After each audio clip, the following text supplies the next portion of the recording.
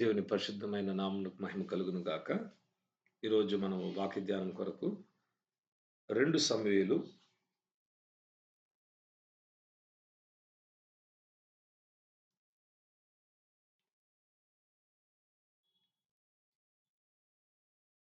17వ వాక్యం నుండి కొన్ని వాక్యాలు క్రింద ఉన్న వాక్యాలు మనం చూద్దాం.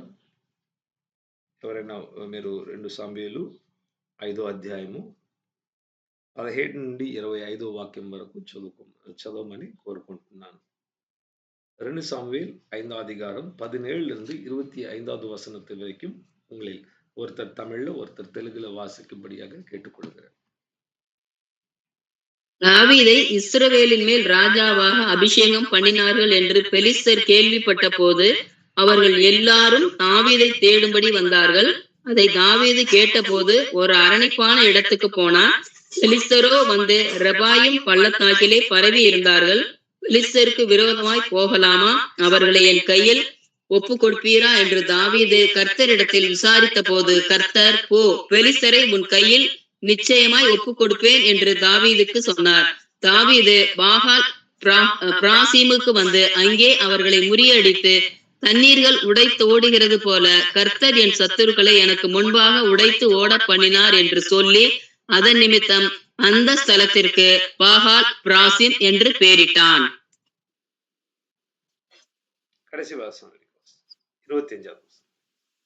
இங்கே பெலிஸ்தர் தங்கள் விக்கிரகங்களை விட்டு ஓடி போனார்கள். அவைகளை தாவீதும் அவன் மனுஷரும் சுட்டெரித்தார்கள். பெலிஸ்தர் திரும்பவும் வந்து ரெபாயிம் பள்ளத்தாக்கிலே இறங்கினார்கள். தாவீது கர்த்தரிடத்தில் விசாரித்ததற்கு அவர், நீ நேராய் போகாமல் அவர்களுக்கு பின்னாலே சுற்றி முசுக்கொட்டை செடிகளுக்கு எதிரே இருந்து அவர்கள் மேல் பாய்ந்து முசுக்கட்டை செடிகளின் நுனிகளிலே செல்லுகிற இறைச்சலை நீ கேட்கும் போது சீக்கிரமா எழும்பிப்போ. அப்பொழுது பெலிஸ்தரின் பாளையத்தை முறியடிக்க கர்த்தர் உனக்கு முன்பாக புறப்பட்டிருப்பார் என்றார்.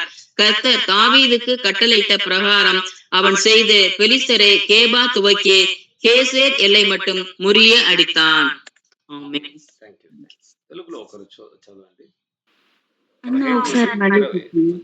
2 సమూయేలు 5వ అధ్యాయము 17వ వాక్యం నుండి 25వ వచనం వరకు.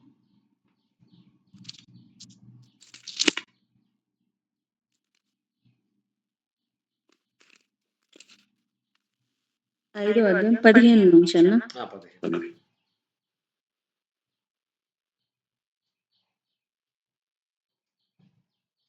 యెరూషలేములో అతనికి పుట్టిన వారెవరనగా షమూయేలు, షోబాబు, నాతాను, సొలొమోను, ఈబారు. 2 సమూయేలు 5వ అధ్యాయము 17వ వాక్యం. 17.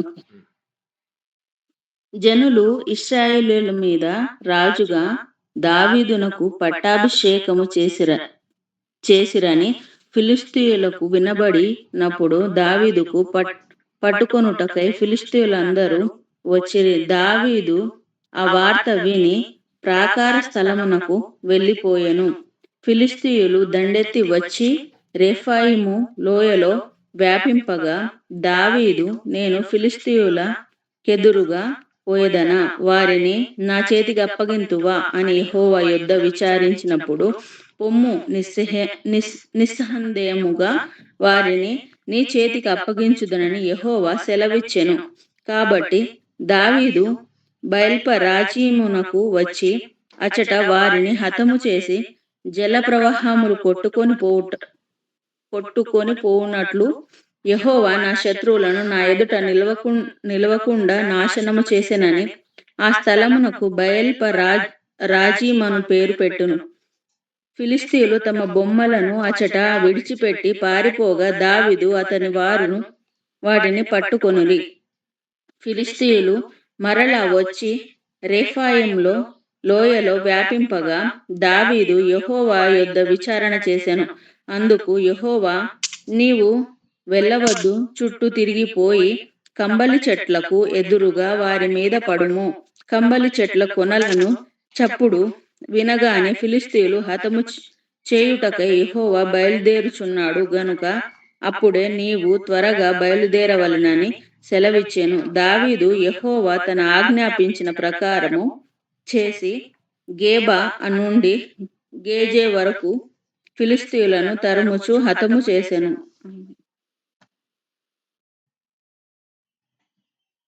Thank you sister. ఇప్పుడు మనం చదువుకునే ఈ వాక్యాలను చూసినట్ల దావీదు రాజుగా ఆయన ప్రారంభించిన సమయంలో, అభిషేకం పొందుకున్న సమయంలో జరిగిన కొన్ని సంఘటనలు మనం చదువుకున్నాం.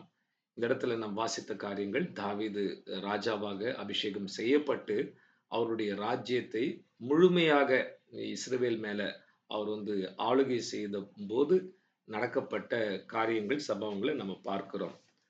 ఇక్కడ మొట్టమొదటిగా మనం తెలుసుకోవాల్సిన ఒక విషయము, దావీదు అభిషేకం పొందుకున్న వెంటనే తన విరోధులు ఫిలిస్తీయులు వాటిని విని దావీదును పట్టుకొనుటకు, చంపుటకు వారి వారి చేతిలో దావీదును వచ్చి పట్టుకొనటానికి వచ్చారన్నమాట, ముందుకు వచ్చారు.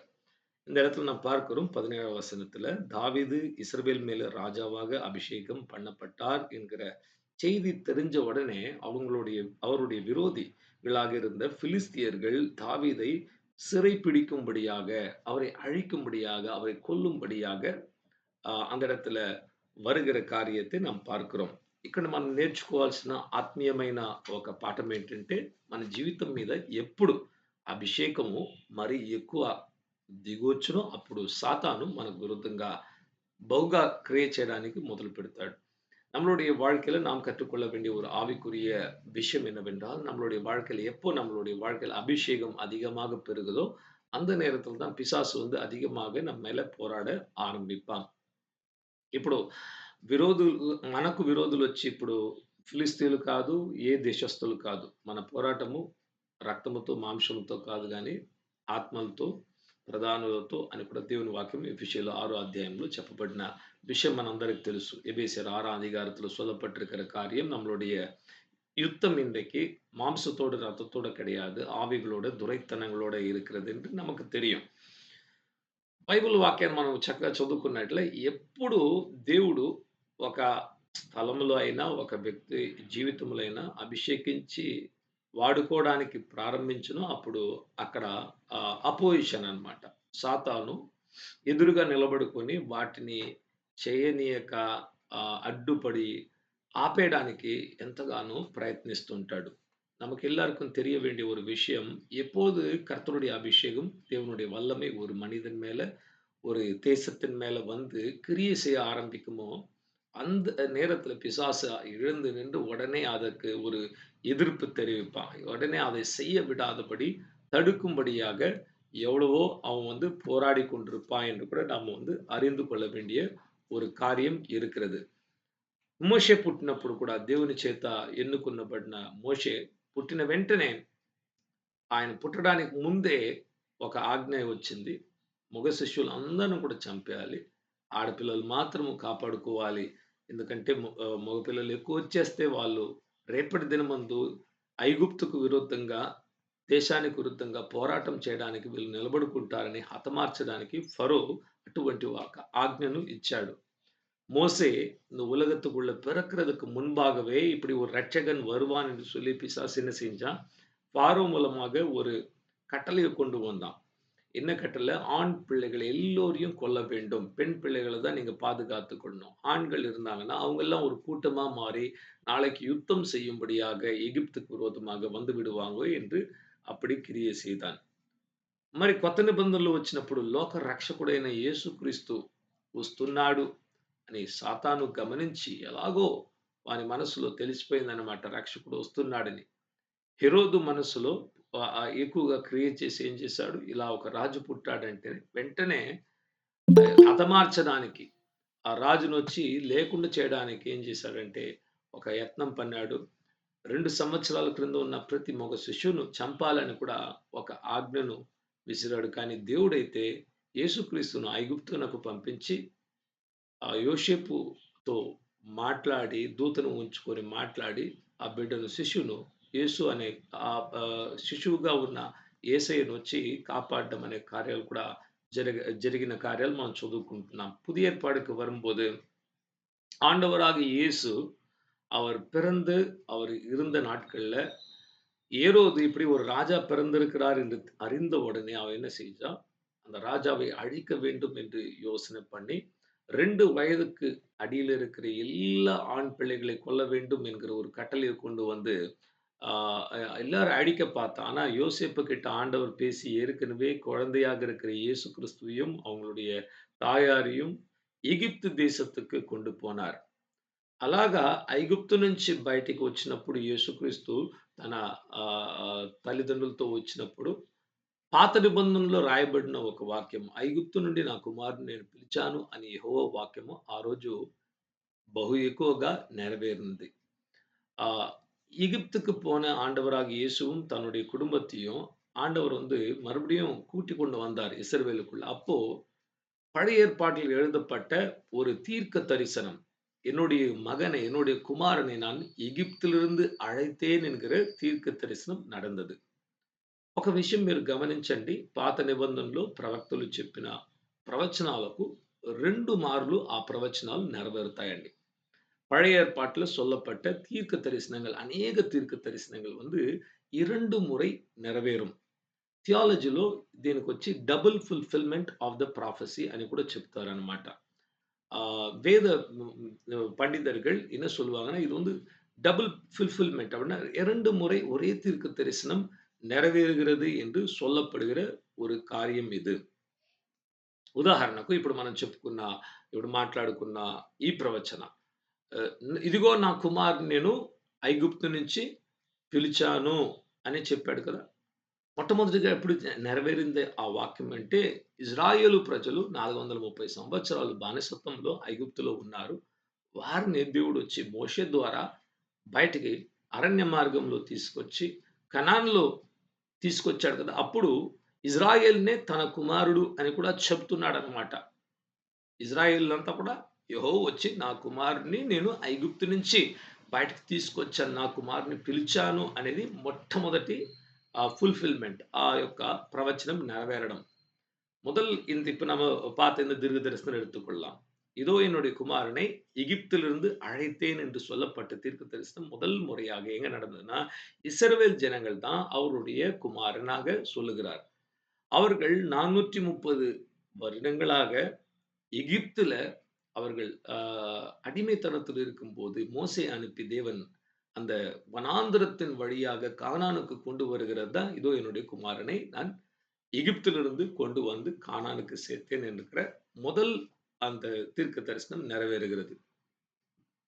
రెండోసారి అదే ప్రవచనం ఎప్పుడు జరుగుతుందంటే, యేసుక్రీస్తు ఆహ్, హెరోదు చంపే ఆ సమయంలో ఐగుప్తునకు పంపబడి మరలా అక్కడి నుంచి దూత యోసేపు కలలో వచ్చి, ఇదిగో ఈ బిడ్డను శిష్యుని చంపడానికి చూస్తున్న వ్యక్తి అసలు లేడు, ఇప్పుడు మీరు బయలుదేరి రండి అని చెప్పినప్పుడు వీళ్ళు తీసుకొచ్చారు ఆ బిడ్డను. అప్పుడు తన సొంత కుమారుడైన యేసుక్రీస్తుని దేవుడు వచ్చి పిలవడం జరిగింది. ఆయన తీసుకొచ్చినప్పుడు ఆ యొక్క ఆహ్, ప్రాఫెసీ, ఆ యొక్క ప్రవచనం వచ్చి పూర్తిగా నెరవేరணும். பாருங்க, 2வது முறை எப்போது இந்த தீர்க்கதரிசனம் நிறைவேறுச்சுன்னா, இயேசு கிறிஸ்துவ அழிக்க நினைத்த உடனே இயேசுவானவரையும், யோசேப்பும், மரியாளும் எகிப்துக்கு போனாங்க. எகிப்தில இருந்து அந்த குழந்தைய கொல்லுகிறவங்க இப்போ மரிச்சுட்டாங்க. நீங்க தைரியமா வரலாம் என்று சொல்லும்போது, 2வது முறை పరిపూర్ణமாக அந்த தீர்க்க தரிசனம் నెరవేரும். ఇలాంటి కొన్ని డబుల్ ప్రాఫెసీ ఫుల్‌ఫిల్‌మెంట్స్ ఉంటాయి కదా! అందులో అటువంటి ప్రవచనాలు చూస్తే మొట్టమొదటిగా జరిగేది వచ్చి నీడలాగా సాదృశ్యంగా ఉంటుంది. రెండోసారి జరిగేది అసలు నిజమైన కార్యము. இந்த மாரி 2 முறை நிறைவேறுகிற சில தீர்க்க தரிசனங்கள் இருக்குது. இந்த தீர்க்க தரிசனங்கள்ல முதல் முறை நிறைவேறுகிறது வந்து ஒரு நிழலைப் போல தான் நிறைவேறும். ஆனால் 2வது முறையாக அந்த தீர்க்க தரிசனம் நிறைவேறும்போது, அந்த தீர்க்க தரிசனம் పరిపూర్ణமான నెరవేరుదலை పెట్టుకొள்ளும். ఇంకొక ప్రవచనం మనం చూద్దాము. అపోస్తలుల 2వ అధ్యాయంలో ఆహ్, యోవేలు ప్రవక్త రాసిన ప్రవచనను పేతురు మాట్లాడుతున్నాడు. ఆ రోజు పెంతెకోస్తు దినమందు. ఏం చెప్తున్నాడు? ఇదిగో ఈరోజు జరిగిన సంభవాలేంటంటే, దేవుడు తన ప్రవక్త ద్వారా చెప్పిన మాట, ప్రతి శారీరదారుల మీద నా యొక్క ఆత్మను కుమ్మరిస్తాను. మీ కుమారులు, కుమార్తెలు ప్రవచించడం జరుగుతుంది. యవ్వనస్తులు దర్శనాలను చూస్తారు. మరి వృద్ధులు వచ్చి కలలను కంటారు. మీ యొక్క పని మనిషి మీద పని మనుషురాల మీద నా యొక్క ఆత్మను బహుగా కుమ్మరిస్తాను అని కూడా దేవుడు వాక్యాన్ని చెప్పాడు. అదే ఈరోజు నెరవేరును అని కూడా చెప్పాడు. பெந்தகோஸ்தே நாளன்று அப்போஸ்தலனாகிய பேதுரு எழுந்து நின்று பிரசங்கம் செய்தார். அந்த பரிசுத்த ஆவியானவர் வந்த காரியத்தை குறித்து அவர் ஜனங்களுக்கு விளக்கி சொல்லும்போது, இது ஏதோ புதிதாக நடக்கிற காரியம் அல்ல. இஸ்ரவேல்ல இருக்கிற ஜனங்களே, எருசலேமில் இருக்கிறவர்களே அறிந்து கொள்ளுங்கள். தேவன் தன்னுடைய தீர்க்கதரிசியாகிய யோவேலை வைத்துக்கொண்டு சொல்லப்பட்ட காரியங்கள் தான் இன்றைக்கு நிறைவேறிக் கொண்டிருக்கிறது. மாம்சமான யாவர் மேலும் என்னுடைய ஆவியை ஊற்றுவேன். உங்களுடைய குமாரர்களும் குமார்த்திகளும் தீர்க்க தரிசனம் சொல்லுவார்கள். வாலிபர்கள் தரிசனங்களை காண்பார்கள். முதியவர்கள் சொப்பனங்களை பார்ப்பார்கள். வேலைக்காரன் மேலும் வேலைக்காரி மேலும் என்னுடைய ஆவியை நான் அளவில்லாமல் ஊற்றுவேன் என்று சொல்லப்பட்ட காரியம் தான் నెరవేరినది என்று சொன்னார். ఇప్పుడు ఈ యొక్క ప్రవచనం మనము కాస్త పరిశీలించి చూద్దాం. ఎంతవరకు నెరవేరునని. இப்பொழுது இந்த ஒரு தீர்க்க தரிசனத்தை நாம் வந்து கொஞ்சம் சற்று தியானித்து பார்ப்போம். எதுவரைக்கும் இந்த தீர்க்க தரிசனம் నెరవేరినది என்று. పెంతెకోస్తు దినమందు దేవుని పరిశుద్ధాత్మ ఎవరి మీద కుమ్మరింపబడ్డాడు? 120 మంది మీద. అది ఇక్కడ అక్కడ ఉన్న వారందరూ కూడా యెహూదులే అన్నమాట. అన్యులు ఎవ్వరు లేరు మొట్టమొదటిగా దేవుని ఆత్మ కుమ్మరింపబడినప్పుడు. అక్కడ కుమారులు, కుమార్తెలు ప్రవచించారా? లేదు. మరి యవ్వనస్తులందరూ కూడా దర్శనాలు చూసారా? లేదు. వృద్ధులు వచ్చి వాళ్ళు కళ్ళు కన్నారా? ఇంకా లేదు. అప్పుడు అసలు ఏం జరిగిందంటే, ఆ యొక్క ప్రవచనము నెరవేరడానికి ప్రారంభమాయెను ఆ రోజు. ఇంకనూ అది జరుగుతూనే ఉంది. చివరి కాలముల్లో బహుగా ఇది జరగనై ఉన్న ఒక విషయం అన్నమాట. ప్రతి వ్యక్తి మీద అంటే ప్రతి దేశస్థుల మీద.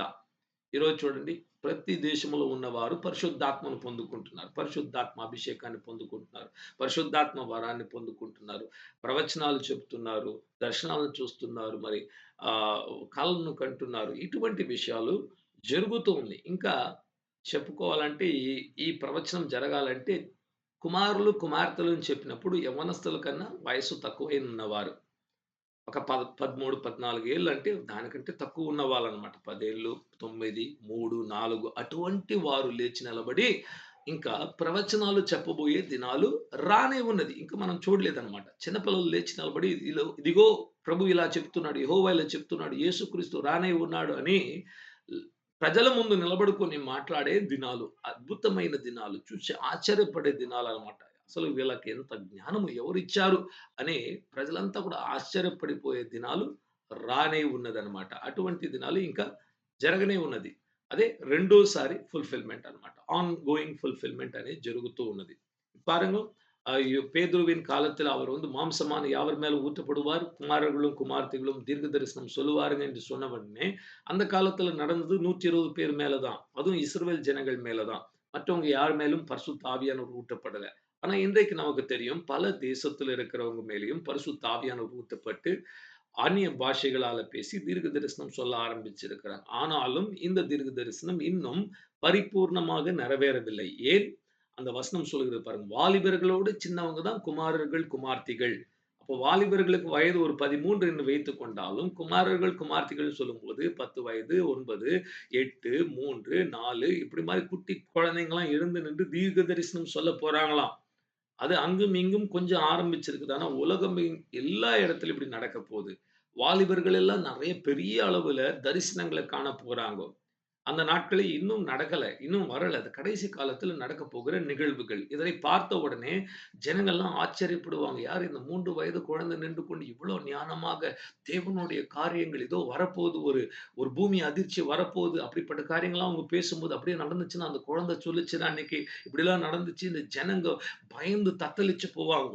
చిన్న పిల్లలు నిలబడుకొని 3, 4 సంవత్సరాలు ఉన్నవారు, ఇదిగో ఈ దేశమునందు, ఈ ప్రాంతమునందు ఒక భూకంపం రాబోతుందని ప్రభువు చెప్తున్నాడు, హెచ్చరిస్తున్నాడు. మారు మనసు పొందండి అని ప్రవచించిన తరువాత, అలాగే జరిగినప్పుడు అక్కడున్న అన్యులందరూ చెప్పుకుంటారు. ఆ రోజు ఒక చిన్న పాప చెప్పింది కదా! లేచి నిలబడి ఇలా జరుగుతుందని. అసలు దేవుడున్నాడు అని కూడా తెలుసుకోవడం జరుగుతుందన్నమాట.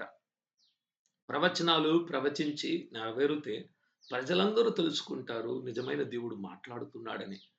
தீர்க்க தரிசனங்கள் உரைக்கப்பட்டு அது நிறைவேறும்போது ஜனங்கள் எல்லாரும் அறிந்து கொள்வாங்கோ. அது வந்து கர்த்தர் பேசுகிறார் என்று சொல்லி. ఇప్పుడు మనము మన సబ్జెక్ట్‌లోనికి వద్దాం. దావీదు జీవితంలో దేవుడొచ్చి అద్భుతంగా అభిషేకించిన వెంటనే ఫిలిష్తీయులు వచ్చి ఎప్పుడు ఇజ్రాయేలుకు ఎదురుగా నిలబడుకునేవాళ్ళు. ఈ రోజు వరకు కూడా పాలెస్టైన్ అని చెప్పబడిన దేశము ఇజ్రాయెల్‌తో పోరాడుతూనే ఉంది. సౌలు కాలం నుండి దానికి ముందుగా నుండి వాళ్ళు விரோதிலுగానే ఉన్నారు. பிலிஸ்தியர்கள் என்று சொல்லப்படுகிற கூட்டம், இன்றைக்கு பாலஸ்தீனர்கள் என்று சொல்லப்படுகிற இந்த ஜனம் இஸ்ரவேலுக்கு விரோதமாக சவுல் நாட்களுக்கு முன்பாக இருந்தே அவங்க போராடி கொண்டிருக்கிறாங்க. నిత్యము ఇజ్రాయేలు చుట్టూ ఒక ముల్లు లాంటి వాళ్ళు గుచ్చుతూనే ఉన్నారు. எப்பொழுதும் இஸ்ரவேலுக்கு சுற்றிலும் நின்று கொண்டு ஒரு முள்ளை போல அவர்கள் இவங்கள வந்து துக்கப்படுத்திக் கொண்டு குத்திக் கொண்டே இருக்கிறாங்க. దావీదును వాళ్ళు పట్టుకోవాలనుకున్నప్పుడు దావీదు తప్పించుకుంటూ వెళ్ళిపోయాడన్నమాట. దూరం వెళ్ళిపోయాడు. தாவீதை எப்படியாவது அவங்க வந்து கை பிடிக்க வேண்டும், அவர் வந்து சிறை பிடிக்க வேண்டும் நினைத்த உடனே அவர் తప్పించుకొని கொண்டு ఓడినారు. ఆ తరువాత ఈ ఫిలిష్తీయులు రెఫాయిం లోయలో వాళ్ళందరూ గుంపుగా కూడి దావీదును చంపడానికి యుద్ధం చేయడానికి తయారవుతున్నారు. இவர் தப்பித்துக் கொண்டு போனதுக்கு பிறகு பிலிஸ்திய தேசத்துல உள்ளவங்க எல்லாரும் ஒரு பள்ளத்தாக்குல கூடியிருந்து ரெஃபாயிம் பள்ளத்தாக்குல கூடியிருந்து தாவீதை அவர்கள் పిడికంబడియాగ ఆయత్తమా இருக்கிறாங்க. చూడండి దావీదు ఒక కొత్త రాజుగా వచ్చాడు. ఇప్పుడే పరిపాలన ప్రారంభించాడు. రాగానే దేశంలో ఇటువంటి అల్లకల్లోలమైన విషయము యుద్ధాలు వస్తే ఎంతవరకు ఆయన సైన్యము బలపడిందో, ఆర్థికంగా బలంగా ఉన్నాడో ప్రజలు అంగీకరించారు మనకు తెలియదు కానీ వెంటనే ఇలా రావడం వచ్చి చాలా మనసుకు బాధను పుట్టించే ఒక కార్యము. பாருங்க தாவீது அவருடைய அரசாங்கத்தை ஆரம்பித்து பரிபூர்ணமா எடுத்ததுக்கு பிறகு உடனே ஒரு யுத்தம் வருது என்றால் எவ்வளவு தூரத்துக்கு அவருடைய சேனை பலமாக இருந்ததோ, பணம் இருந்ததோ, பலன் இருந்ததோ, ஆட்கள் இருந்தாங்கன்னு நமக்கு தெரியாது. ஆனால் அது ஒரு కష్టமான ஒரு సూழ்நிலை. అటువంటి ఒక ఇరుకైన సమయము తన జీవితంలో ఇరుకైన కార్యం వచ్చినప్పుడు ఆయన చేసిన మొట్టమొదటి కార్యం ఏంటంటే యెహోవా యొద్ద వెళ్లి ఆయన విచారించాడన్నమాట. அவர் முதலாக செய்த காரியம் என்னவென்றால், அவருக்கு இவ்வளவு கஷ்டம் வந்த உடனே, அவர் கர்த்தரிடத்துல போய் விசாரிக்க ஆரம்பித்தார். David enquired of the Lord. Jehovah యొద్ద వెళ్లి ఆయన ప్రార్థన చేసి ఆలోచన అడిగెను. ఆయన విచారించాడు. ప్రభువా నేను ఏం చేయాలి ఇప్పుడు? అసలు నాకు తెలియడం లేదు. నాకు దారి చూపించండి. ஆண்டவரே நான் என்ன செய்யணும் எனக்கு தெரியலையே, எனக்கு வழிகாட்டுங்க என்று சொல்லி ஜெபம் பண்ணுகிறார். నేను ఫిలిష్తీయులకు ఎదురుగా పోయేదనా అని దేవుడిని ప్రశ్నించి అడుగుతున్నాడు. పోవచ్చా? విజయాన్ని దయచేస్తావా ప్రభువా అని కూడా దేవుని వద్ద అడగడము నేర్చుకున్నాడు. தாவீது வந்து ஆண்டவரே இது மாதிரி பிலிஸ்தியர்கள்லாம் என்னை சுற்றிலும் வந்திருக்கிறாங்கோ, இவங்களுக்கு விரோధமாக நான் యుద్ధం செய்ய పోగలామా పోగకూడదా? ప్రభు యొక్క ఆలోచనను కోరుకునే వాళ్ళకు ఆయన ఆలోచన ఇవ్వడానికి తయారుగా ఉన్నాడన్నమాట. கர்த்தருடைய யோசனையும் ஆலோசனையும் கேட்கிறவங்களுக்கு அவர் உதவி செய்ய తయారాగా இருக்கிறார். పలుమార్లు మనము మన జీవితంలో కొన్ని విషయాలు అడిగినప్పుడు దేవుడు మాట్లాడడం లేదు, లేకపోతే నాకు ఆలోచన ఇవ్వడం లేదు అంటే కారణం ఏమో తెలుసా? మన హృదయంలో మనము ఏదో ఒక కార్యాన్ని నిర్ణయించుకుంటాం. వాటినే దేవుడు చెప్పాలని కోరుకొని ప్రార్థిస్తూ ఉంటాం. అలా చేస్తే దేవుడు చేయలేడు. అసలు జవాబు ఇవ్వడు. நாம் பல நேரத்திலயும் ஆண்டவர்கிட்ட சில காரியங்களை கேட்கிறோம். ஆனா பதில் பெற்றுக்கொள்ள முடியாம போகிறோம். விசாரிக்கிறோம். ஆனா அதுக்கு வந்து சரியான ஒரு விடை வரமாட்டேங்குது. ஏன் தெரியுமா? காரணம் நம்மளுடைய உள்ளத்துல ஏற்கனவே ஒரு காரியத்தை யோசிச்சிருப்போம். அந்த காரியத்த தான் நினைச்சிருப்போம். அந்த காரியத்த நினைச்சு ఆండవரும் அததான் சொல்லணும் என்று కూడా నిனைப்போம். ఉదాహరణకు ఇప్పుడు ఈ సమీపంలో ఇంతకుముందు మన సంఘానికి వచ్చేవారనమాట. ఇప్పుడు రావడం లేదు. ఆ సహోదరి గారు నాకు మెసేజ్ ఉంచి మా కొడుకొచ్చి ఆహ్, ఒక జాబ్‌కి వెళ్ళడానికి ఆఫర్ లెటర్ వచ్చింది. మీరు ఆ ఆఫర్ లెటర్ రాకూడదు అని ప్రార్థించండి. ఆ జాబ్ రాకూడదని ప్రార్థించండి అంటున్నారు. అసలు నేను చెప్పాను కొత్తగా ఇప్పుడే జాయిన్ అవుతున్నాడు ఇంజినీర్‌గా. జాబ్ రావడమే మంచి విషయము. ఎందుకు వద్దనుకుంటున్నారు? ఎందుకు రాకూడదని ప్రార్థించింది. ఎవరైనా అలా విన్నారా? ఈ జాబ్ వెళ్ళిపోవాలి అని ప్రార్థించండి అనేసి సొంత తల్లి కుమారుని గురించి అడుగుతుందన్నమాట.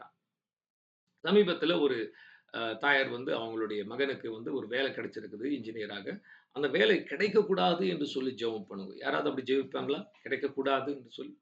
అందరూ ఎప్పుడు ఏదో ఒక మంచి పని దొరికితే మంచిది. ప్రారంభించుకోవడానికి ఒక పని ఉంటే మంచిది అనుకునేవాళ్ళం. కానీ ఈవిడేమో అసలు ఈ జాబ్ రాకూడదని మీరు గట్టిగా ప్రార్థించాల్సిందే అని అడిగినప్పుడు నేను చెప్పాను. ఎందుకు అలా అనుకుంటున్నారంటే, చాలా తక్కువుందండి సాలరీ 4,00,000 ఉంది. ఎక్కువ రావాలి గదా! అందుకే ఇది ఇది వెళ్ళిపోతే బాగుంటుందని కూడా ప్రార్థించండి. అప్పుడు ఇక్కడ ఏం జరుగుతుందంటే, దేవుని చిత్తాన్ని కోరుకోకుండా, వాళ్ళు అనుకున్న కార్యాన్ని దేవుడు ఇవ్వాలనుకోవడము పెద్ద పొరపాటు.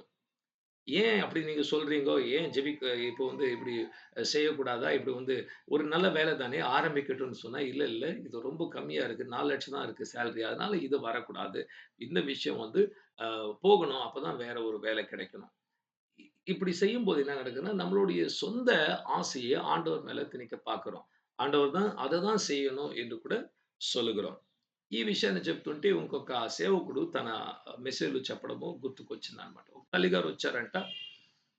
నా కుమార్తెకు మంచి ఒక అబ్బాయి దొరకాలి వివాహానికి ప్రార్థించండన్నట్టు. సరమ్మా ప్రార్థిద్దాం అనేసి కళ్ళు మూస్తే స్తోత్రం అని ప్రారంభించి మళ్ళీ చెప్పారంట, అయ్యగారు వయసు ఇంతే ఉండాలి. స్తోత్రం. అలాగే అండి. ఈ జాబ్‌లో ఉండాలి. అవునండి. ఓకే అండి. మళ్ళీ ప్రార్థించడానికి ప్రారంభిస్తే, అసలు ఇంత సంపాదించాలి. ఇంత పొడుగు అన్నీ వాళ్ళే చెప్పేసారంట. చెప్పి ఆయన అడిగాడంట. చివరికి మనం ఎందుకు ప్రార్థించడం? మీరే ఎన్నుకోవచ్చు కదా! అన్నీ మీకే తెలుస్తాయి. తెలుస్తా ఉంది కదా! ఇంకా அசல் మనం ప్రార్థించుకోవడం. தேவா వీళ్ళు ఏం అడుగుతున్నారు ఇచ్చేసేయ్ అనేసి పంపించేసాడంట. இந்த காரியத்தை சொல்லும்போது வேற ஒரு காரியமும் எனக்கு ஞாபகம் வருது. ஒரு ஊழியக்காரர் அவருடைய செய்தியில இத பகிர்ந்து கொண்டார். ஒரு தாயார் வந்து என்னுடைய மகளுக்கு ஒரு நல்ல பையன் கிடைக்கணும். திருமணத்துக்காக ஜெபிங்கன்னு சொன்னாங்களாம். சரி ஜெபிக்கலான்ன உடனே வயசுல இருக்கிறோம்னு சொன்னாங்களாம். சரி ஜெபிக்கலான்னு சொன்ன உடனே, இந்த வேலை தான் இருக்கணும், இந்த ஊர்ல தான் இருக்கணும், இப்படி தான் இருக்கணும், அப்படி தான் இருக்கணும். எல்லாமே ஆண்டவரே இத தான் செய்யணும். இதுதான் ஆண்டவருடைய சித்தமா இருக்கணுன்ற மாரி சொல்லிட்டாங்களாம். కடைసిలో ఎవరు சொன்னாராம், ఇవங்க నిனைக்கிற మారి అనిపిడుங்கன்னு சொல்லி. ఏం చెప్పగోరుకుంటున్నానంటే, మన హృదయంలో ఒక విషయాన్ని మనం ఉంచుకొని, ఇదే జరగాలి, ఇదే దేవుని చిత్తంగా ఉండాలి అని అనుకోని ప్రార్థించడం చాలా పెద్ద పొరపాటు. మనం దేవుని యొద్దకు వెళ్ళినప్పుడు we should be open to God's will. దేవుని చిత్తాన్ని స్వీకరించడానికి మనము తెరవబడిన హృదయము మనలో కలగాలి. మనలో కొన్ని కొన్ని ఫిక్స్డ్ మైండ్ సెట్స్ ఉంచుకొని మనం వెళ్లి ప్రార్థించినప్పుడు దేవుడు అలాగే ఇవ్వాలని దేవుడిని నిర్బంధించేది చాలా పెద్ద పొరపాటు. ஆண்டவரிடத்துல போகும்போது அவருடைய சித்தத்தை விசாரிக்கும்போது நாம் வந்து திறக்கப்பட்ட இதயம் நமக்குள்ள இருக்கணும். அதை ஸ்வீகரிக்கிற இதயம் நமக்குள்ள இருக்கணும். நாம வந்து ஒரு காரியத்தை நம்ம மனதில ఉறுதிపడితితే ఆండగిட்ட పోయి కేட்கக்கூடாது. దయచేసి మీ జీవితంలో మీరు ఏవైనా ఒక కార్యాన్ని మీరు నిర్ణయించుకున్న తరువాత దేవుని చిత్తాన్ని దయచేసి అడగద్దండి. అడగకు.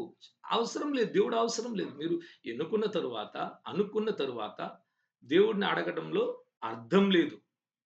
అడిగినప్పటికీ నేను ఇదే చేయాలనుకున్న ఒక వ్యక్తికి దేవుడు ఎలా తన చిత్తాన్ని, తన ఆలోచనను, తన దేవుడు చూపించే దారిని, మార్గాన్ని ఎలా చూపించగలడు? మనస్సును మార్చుకోకపోతే, దేవుడు చూపించిన మార్గాన్ని ఎన్నుకోకపోతే you must be flexible and open to God's will.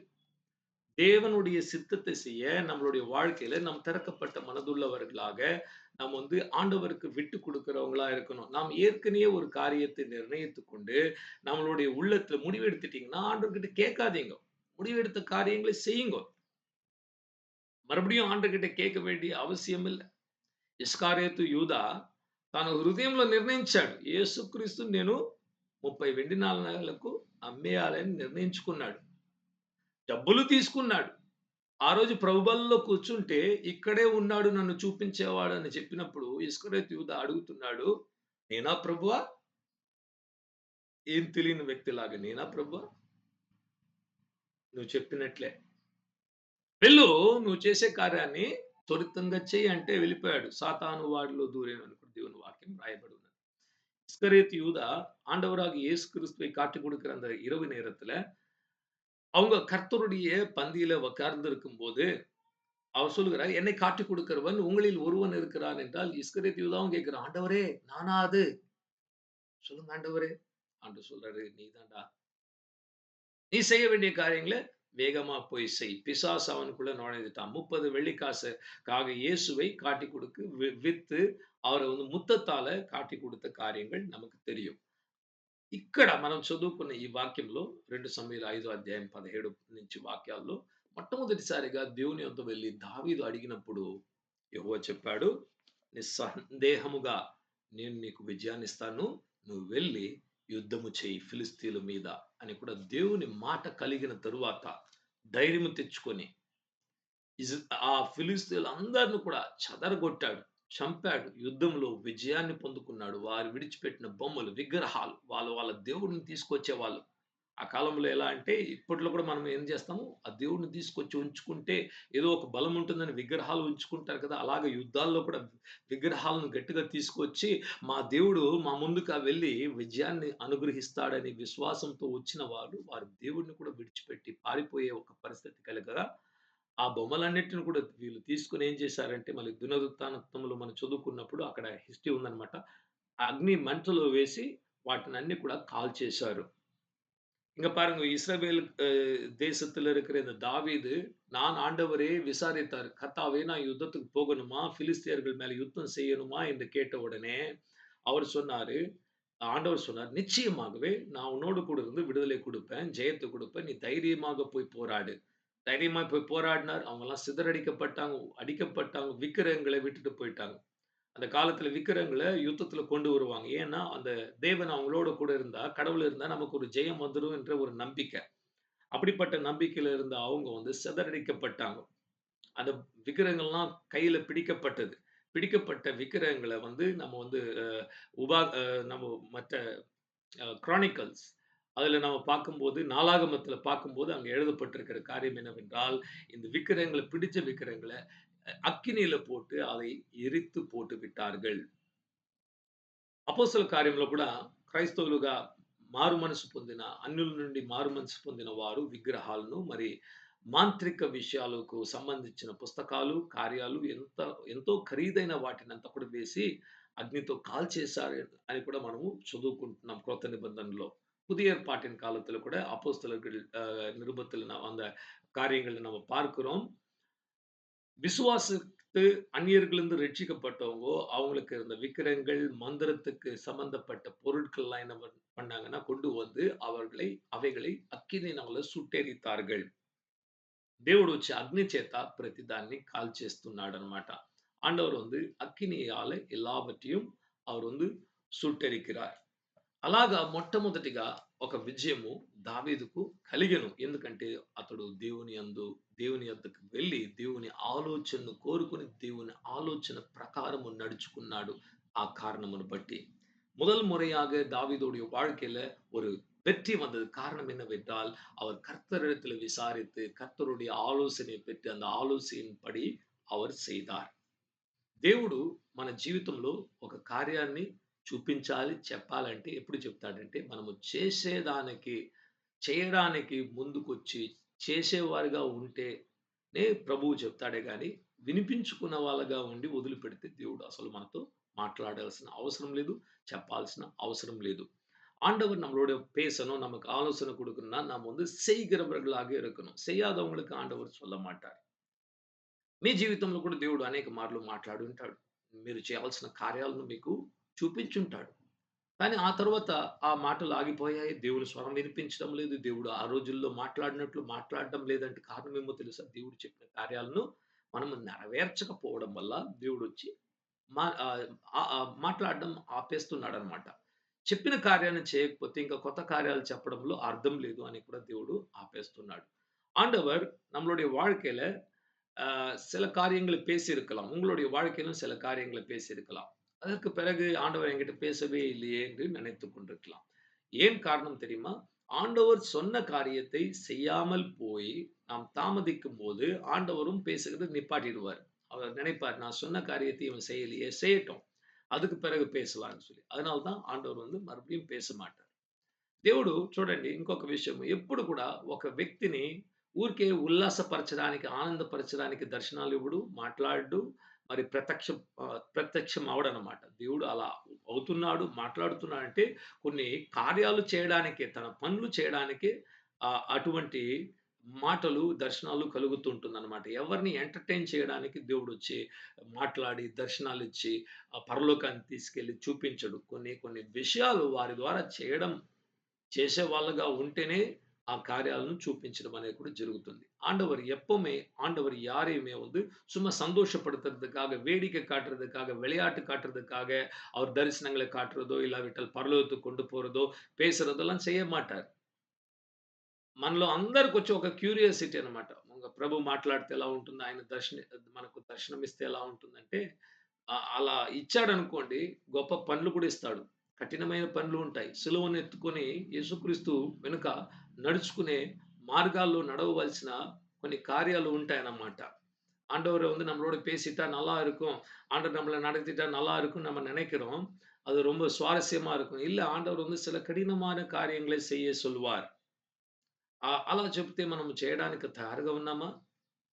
ஆண்டவர் அப்படிப்பட்ட கடினமான காரியத்தை சொன்னா நம்மளுடைய வாழ்க்கையில செய்ய நாம் తయారా இருக்கிறோமா?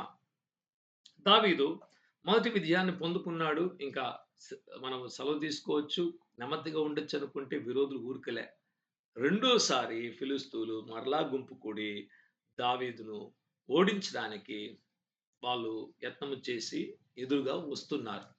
தாவீது இப்ப முதல் முறையா ஒரு வெற்றிய பெற்றுட்டாரு. இனி சந்தோஷமா நம்ம இருந்துடலாம்னு நெனச்சா, இல்ல மறுபடியும் பிலிஸ்தியர்கள் 2வது முறை என்ன பண்றாங்க, దావీదు மேல యుద్ధం చేయகிறதுக்காக ఇవங்க வந்து இப்போ కాத்திருக்கிறாங்க.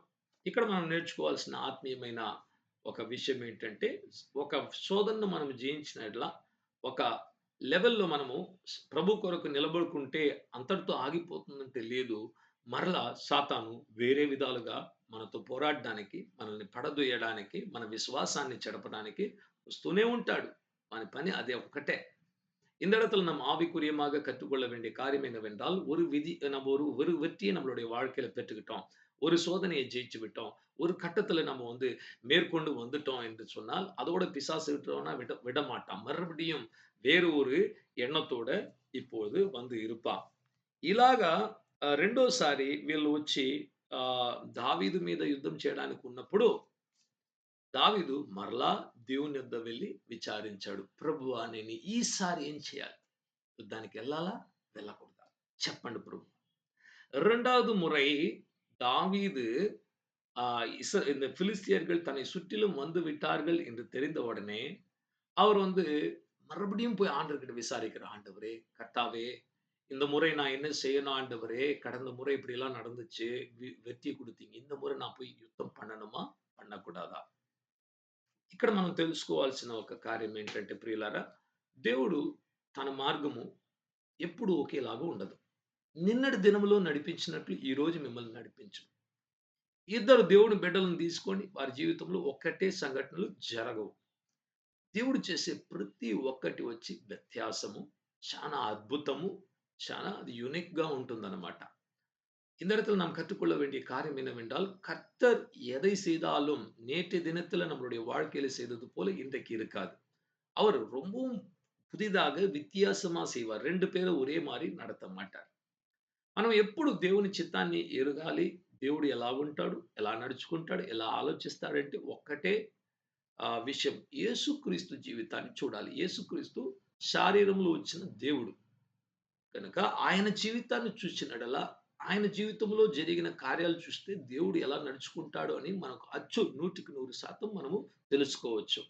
ஆண்டவராகிய இயேசுதான் இந்த உலகத்துல மனிதனாக வந்தப்போ தேவன் மனிதனாக வந்ததுனால அவருடைய வாழ்க்கை பார்க்கும்போது தான் பிதாவாகிய தேவனுடைய சித்தத்தை நாம் பரிபூர்ணமாக தெரிந்து கொள்ள முடியும். இயேசு என்ன செஞ்சாரு? எப்படி பேசினாரு? எப்படி நடந்து கொண்டாரு? எப்படி ஆலோசித்தார்? அதே போலதான் தேவன் யோசிப்பார் என்று நாம் வைத்துக் கொள்ளலாம். ఇప్పుడు యేసుక్రీస్తు చేసిన అద్భుతాలను తీసుకోండి. యేసుక్రీస్తు చేసిన ఒక్కొక్క గొప్ప క్రియలను తీసుకుందాం. ఒకసారి గుడ్డోడొస్తే చేతులుంచి ప్రార్థించాడు. గుడ్డితనము తెరవబడును గాక అని ఆజ్ఞాపించాడు. గుడ్డి కళ్ళు తెరవబడ్డాయి. முதல் முறையாக ஒரு முறை ஒரு குருடன் வரும்போது இயேசுவானவர் என்ன பண்ணாரு? కరంகளை வைத்து அவனுடைய కురుటుతనத்தை సుఖపడితున్నారు. ఇంకొక గుడ్డోడు వచ్చినప్పుడు అలాగే చేతులు పెట్టి స్వస్థపరచలేదు. మనం ఎలా అంటే ఒక్కసారి మనకు విజయం కలిగితే ఇదే ఒక పద్ధతేమో, ఇదే ఒక మార్గమేమో అనేసి మనము సిస్టమాటిక్ చేస్తాం. మనుషులకు ఎప్పుడు ఒక అలవాటేంటంటే ఏది సరైన పద్ధతి అని కనుక్కొని ఆ పద్ధతిలో నడుచుకునే మనసు మనకు. అలాంటి మనసు ఇదే బెస్ట్ ప్రాక్టీస్. ఇలా చేస్తే మనకు ఫలితాలు వస్తాయి అని మనకు తెలుస్తుంది కదా! అలాగే చేయడం మొదలుపెట్టుకుంటాం. மனுஷர்களாக நமக்கு எப்படின்னா, ஒரு விஷயத்துல ஒரு ஒரு சக்சஸ் வந்துருச்சுன்னா, இப்படி செஞ்சா நமக்கு ஒரு லாபம் வருது. இப்படி செஞ்சா நமக்கு ஒரு வெற்றி வருதுன்னா, அதையே தான் வைத்து செய்து కొண்டிருப்போம். కానీ దేవుని రాజ్యంలో అలా కాదు. ప్రతిసారి వ్యత్యాసమైనది. ஆனா ஆண்டவருடைய ராஜ்யத்துல அப்படி இல்ல. ஒவ்வொரு முறையும் ఆండవర్ செயல்படுகிற వழి వ్యత్యాసం. ఎందుకో తెలుసా? ప్రతిసారి మనం దేవుని మీద ఆధారపడాలి అని దేవుడు కోరుకుంటూ మనల్ని అలా వ్యత్యాసంగా నడిపిస్తున్నాడు. ஏன் தெரியுமா? ஒவ்வொரு முறையும் நம்மளுடைய வாழ்க்கையில கர்த்தர் மேல் நாம் ஆதாரப்பட்டிருக்க வேண்டும் என்று தேவன் நம்மை வித்தியாசமாக நம்மளுடைய வாழ்க்கையில நடத்துகிறார். దావీదు రెండోసారి ఎళ్లి ప్రభువా నేను యుద్ధం చేయాలా? వద్దా? అని అడిగినప్పుడు దేవుడు డైరెక్ట్‌గా వెళ్లి యుద్ధం చేయొద్దన్నాడు. దానికి బదులుగా నువ్వు కనిపెట్టు ఉండు. వాళ్ళ చుట్టూ వాళ్ళెక్కడున్నారో ఆ స్థలం చుట్టూ నువ్వు ఉండు. ఆ కంబలి చెట్లకు మొదలు అటువైపు నువ్వు ఉండు. అది కదిలినప్పుడు, ఆ చెట్లు కదిలినప్పుడు నువ్వు వారి మీదకెళ్ళి వెనక దెబ్బ కొట్టాలి అని చెప్పాడు. మొదటిసారి వెళ్ళినప్పుడు నేరుగా వెళ్ళాడు, యుద్ధం చేశాడు. ఈసారి ఏం చేశాడు? ఈ చెట్లకు చుట్టూ నువ్వు వచ్చి వారు ఆ ఫిలిష్తీయులుంటే వారి చుట్టూ నువ్వు ఉండు. మీ సైన్యం ఉండని. ఆ కంబలి చెట్లు ఎప్పుడు కదులుతాయో మీరు వెళ్లి వారి మీద హఠాత్తుగా ఒక నాశనాన్ని తీసుకొచ్చినట్లు వాళ్ళు ఎదురు చూడని వేళలో వారి మీద గొరిల్లా వార్ అంటామనమాట. గొరిల్లా వార్ అంటే ఇంకా దాక్కోనుండి వెనక నుంచి రహస్యంగా దెబ్బ కొట్టడం.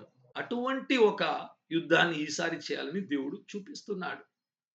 2வது முறை இவர்கள் வந்து இந்த யுத்தத்தை எப்படி செய்ய வேண்டும் ஆண்டவரே என்று கேட்கும்போது தாவீது கேட்கும்போது ஆண்டவர் சொன்னார், நேரடியா போய் இந்த முறை நீ யுத்தம் செய்யக்கூடாது. இந்த முறை என்ன செய்யணும்னீங்கன்னா, அந்த முசுக்கட்டை செடிகளுக்கு நடுவுல போய் நீ அங்க இருக்கணும். அந்த செடிகள் முசுக்கட்டை செடிகள் வந்து அசையும்போது, அது அது வந்து அப்படி ஆடும்போது, அப்ப என்ன பண்ணணும்னா, உங்க சேனை வந்து அவர்களை பின்னடி அடிக்கணும். அவங்க எதிர்பார்க்காத நேரத்துல ஒரு கொரில்லா வார் செய்யணும். நீங்க போயிட்டு அவங்க மேல வந்து அவங்க எதிர்பார்க்காம இருக்கிற நேரத்துல போய் அவங்க மேல விழுந்து, அவர்களை முற்றிலும் నాశப்படுத்த வேண்டும் என்று கூட கர்த்தர் சொன்னார். నేను నిన్న కమెంటరీలో చదువుకుంటుంటే ఈ వాక్యాన్ని ధ్యానించుకొని అసలు ఎందుకు దేవుడు ఇలా చెప్పాడు? ఆహ్, ఎందుకు ఆ యొక్క చెట్లు వచ్చి కంబలి చెట్లు కదులుతాయి. కదిలినప్పుడు ఎందుకెళ్ళాలి? అని కూడా బైబిల్ కమెంటరీస్ దేవుని సేవకులు రాసిన విషయాన్ని చదువుకుంటే అసలు ఏంటంటే అది అర్థము వాళ్ళు చెప్పే ఒక వ్యాఖ్యానం ఏంటంటే వీళ్ళు ఇలాగా అక్కడ నిలబడుకున్నప్పుడు ఆ కంబలి చెట్లు కదులుతున్నాయంటే యెహోవా నడిచాడంట వాళ్ళకి ముందుగా. యుద్ధం చేసే సైన్యములకు అధిపతియగు యెహోవా. ఆయన నడుస్తూ ఉంటే ఆ చెట్లు కదిలాయట. కదులుతూ ఉంటే ప్రభువు క్రియలు చేస్తున్నాడు. ప్రభువు క్రియ చేసినప్పుడు మీరు కూడా వెళ్లి క్రియ చేస్తే అప్పుడు విజయం అనేది కలుగుతుందన్న ఒక సత్యం అన్నమాట.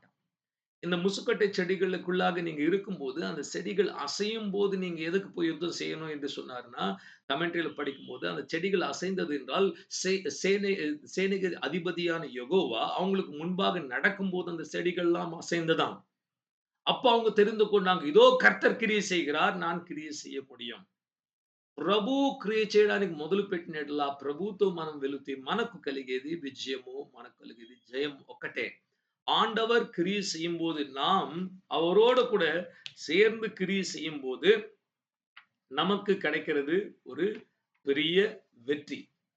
మార్కు 16వ అధ్యాయము చివరి వాక్యాలు మీరు చదువుకున్నప్పుడు అక్కడ రాయబడిన వాక్యము దేవుడు ప్రభువు వారితో ఉండి క్రియ చేస్తూ ఉండగా వారు గొప్ప అద్భుతాలు, సూచక్రియలు చేసి యేసుక్రీస్తు నామమును సువార్తను ప్రకటించడానికి మొదలుపెట్టారు. ప్రభు క్రియ చేశాడు. దేవుడు క్రియ చేయకుండా నేను ఒక్కడినే క్రియ చేస్తుంటే అక్కడ ఫలితాలు రావు, విజయం రాదు, సాతాన్ని జయించలేము. மார்க் 16ஆம் அதிகாரம் கடைசி வசனங்களை நீங்க பார்த்தா அங்க சொல்லப்பட்டிருக்கிற காரியம் கர்த்தர் அவர்களோடு இருந்து கிரியை செய்து கொண்டிருந்தார். அவர்கள் அற்புத அடையாளங்கள் காண்பித்து దేవునుடைய నామத்தை ధైర్యமாக సువిశేషத்தை சொன்னார்கள் என்று కూడా நாம் பார்க்கிறோம். ఇక్కడ ఈ రోజు మనం అర్థం చేసుకోవాల్సిన విషయము దేవుని పద్ధతి, దేవుడు నడిపించే మార్గము ఎప్పుడు ఒకేలాగా ఉండదు.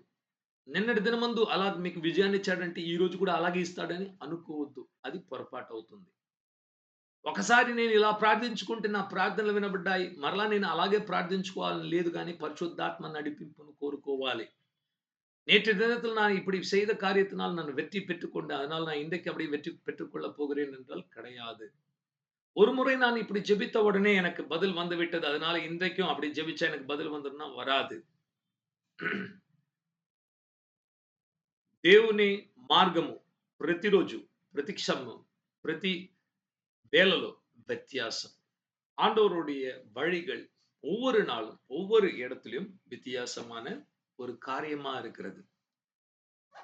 ఈ ఒక్క విషయాన్ని మనం అర్థం చేసుకునేట్లా మనము దేవునికి కొన్ని పద్ధతులను నేర్పించకుండా దేవుడు నడిపించే విధానంగా ఆయన ఎలాగా గాలిలాగా ఎక్కడ వీస్తున్నాడు, ఎక్కడికి వెళుతున్నాడు, అగ్ని ఎలా మండుతుంది మనం చెప్పలేం. ఇక్కడ అంటుకున్నది అక్కడ అలాగా అంటుకుంటూ వెళ్తుంది. దానికొక పద్ధతి అంటూ ఉండదు.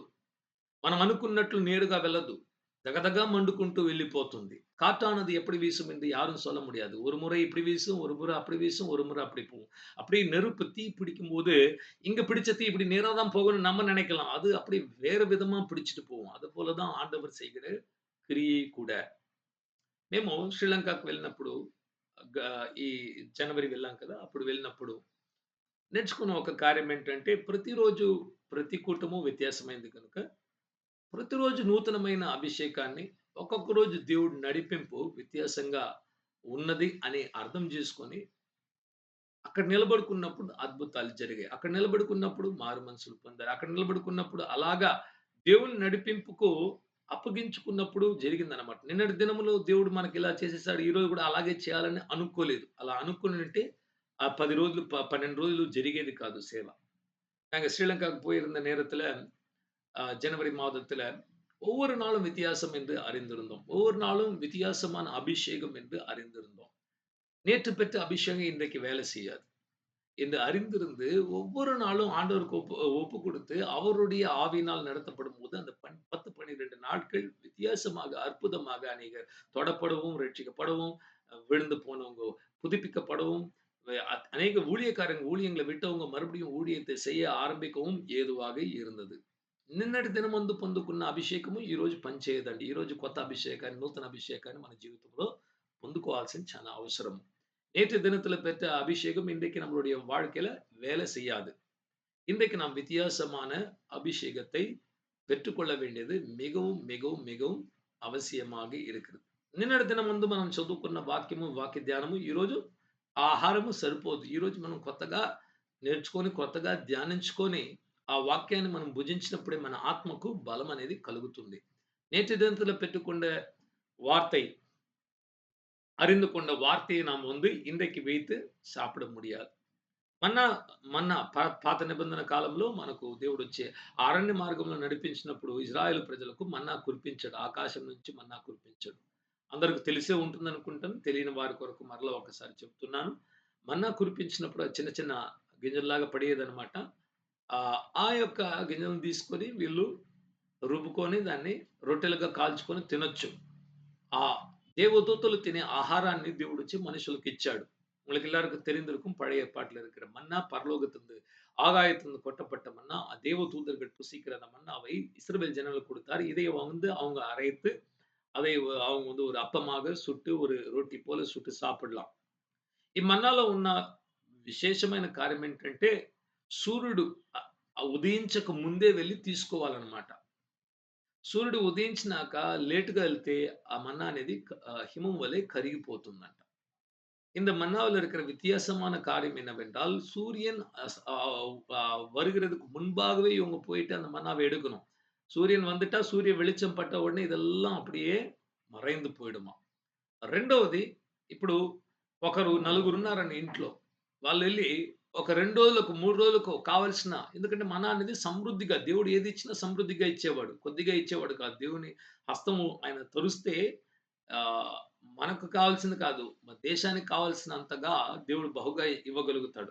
అలా ఎక్కువ సమృద్ధిగా మన్నా ఉండేది. ఎక్కువ తీసేసుకుందామని తీసేసుకొని, ఒక 3 రోజులు తీసుకుందాంలెండి. ఎందుకు రోజు వచ్చి బయటొచ్చి ఇది తీసుకోవడమని, ఈరోజు ఒక్క రోజుకు ఈ వారమంతా తీసుకెళ్ళిపోతామని పెద్ద సంచిలో తీసుకొచ్చి పెడితే, రెండో రోజు పురుగులు పెట్టేస్తాయట. అది అస్సలు తినలేము. కిందకి పడేయాల్సిందే. కాస్త తక్కువ తెచ్చుకుంటే కూడా ఇప్పుడు నలుగురున్నారనుకోండి. ముగ్గురికి తెచ్చుకున్నారు. అది నలుగురికి సరిపోతుందంట. అలాగా దేవుడు అద్భుతంగా దినదినము తన శక్తి మీద ఆయనిచ్చే ఆ వరం మీద ఆధారపడి జీవించాలని దేవుడు ఇజ్రాయేలు ప్రజలకు నేర్పించాడు. ఆత్మీయంగా మనం కూడా ఇందులో నుండి మనము కొన్ని విషయాలు నేర్చుకోవచ్చు. పరలోకத்திலிருந்து கொட்டப்பட்ட அந்த மன்னா பார்த்தீங்கன்னா, அது கொண்டு வந்து ஒரு 4 பேர் இருக்காங்கன்னா, ஒரு ஒரு ஒரு வாரத்துக்கு கொண்டு வந்து வைக்கலான்னு சொல்லி அப்படி சேர்த்து வச்சுட்டா, ஒரு நாளைக்கு தான் அந்த வேலை செய்யும். அடுத்த நாள் புழு புழுத்துரும். சூரியன் வருகிறதுக்கு முன்பாக எடுக்காட்டி, அது வந்து அப்படியே மறைந்து போயிடும். கொஞ்சமா கொண்டு வந்தாலும், 3 பேருக்கு நீங்க கொண்டு வந்தீங்க. 5 பேர் இருக்கீங்க வீட்ல. 5 பேருக்கு அது போதுமான அளவுக்காக அது அற்புதமாக மாறும். இப்படியாக தேவன் ఒవ్వొరు నాளுం அவர் மேல ఆధారపడ வேண்டும் என்று కற்றுக் கொடுத்தார்.